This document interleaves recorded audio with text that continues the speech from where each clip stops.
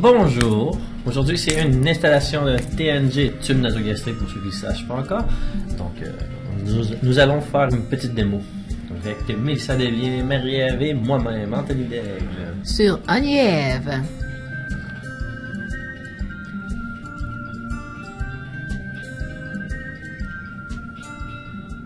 La vérification du dossier.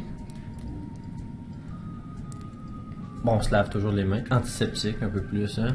Oui, technique bon invasive, donne-toi à fond. Moi, je vous conseille de vérifier l'appareil à succion, parce que si vous êtes dans un hôpital qui utilise de vrais appareils, vous pourriez vous faire surprendre. On installe tout est prêt, l'appareil ne marche pas. Bonne idée. On prépare un petit piquet justement pour salir le Votre patient. lit. Bah, le client, je peux faire du patient. Mais bon. Pardonnez-moi.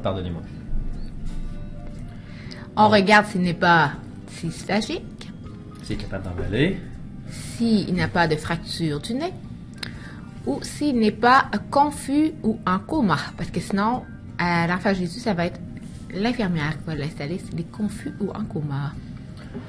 On se met une paire de gants bras. Pas besoin d'être stérile.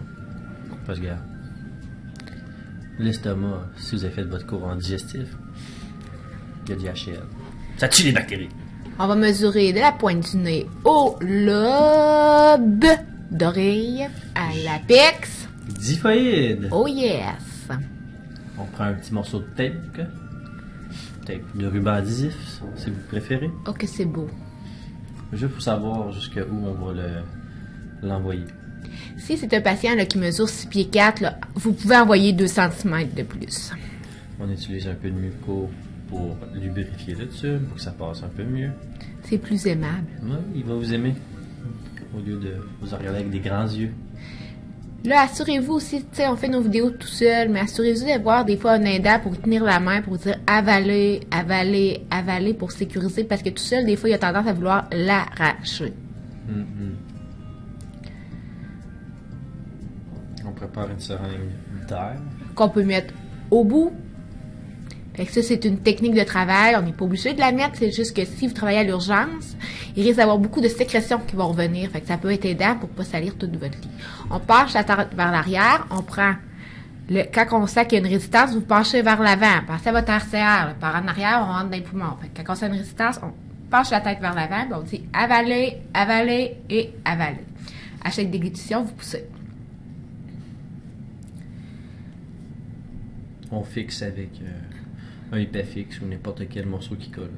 Là, on fixe temporaire, parce qu'il faut regarder d'abord s'il est à la bonne place. Fait qu'on retire le liquide. On pousse de l'air. S'il n'y en a pas, on retire. Le liquide devrait être brunâtre, noir, verdâtre, beige. Dépendant de c'est qui. Ouais, dépendant de ce qu'il a mangé avant. C'est pas ragoûtant. On envoie ça dans un contenant, on vérifie le pH. Entre 2 et 4. Je m'en souviens plus. Merci. Et c'est là qu'on va fixer pour de vrai. Puis on l'envoie en radio, pour savoir s'il est bien placé. Oui. Là, souvent avec le tube nasogastrique, la radio c'est moins nécessaire, mais c'est sur le protocole. On va surtout l'utiliser pour le tube naso-entérique où on va jusqu'à dans l'intestin, puis il y a un poids, puis il y a radio opaque, mais c'est quand même une demande. Donc, il y a 3 choses à faire. pH, radiographie, liquide aspiré. Vous avez vu qu'elle a pris la longueur externe du tube. C'est bien important parce qu'on le marque dans les notes et on vérifie à chaque fois qu'on va injecter à chaque dans cas le tube. Oui, il faut vérifier la longueur externe. Si ça ne correspond pas, ben on va... On avertit notre infirmière. Yes. Ou infirmier. Oui, ça serait mieux qu'on dise infirmière premier, hein, vu que tu m'aides. Ouais. Ouais. On fixe sur la jaquette, sur le patient, on met toujours le bout d'air vers le haut pour être sûr que ça irrigue, ça aspire comme il faut. Oui, et on part l'appareil. Rejoignez-nous sur Oniève. Santé vie. Merci. Merci.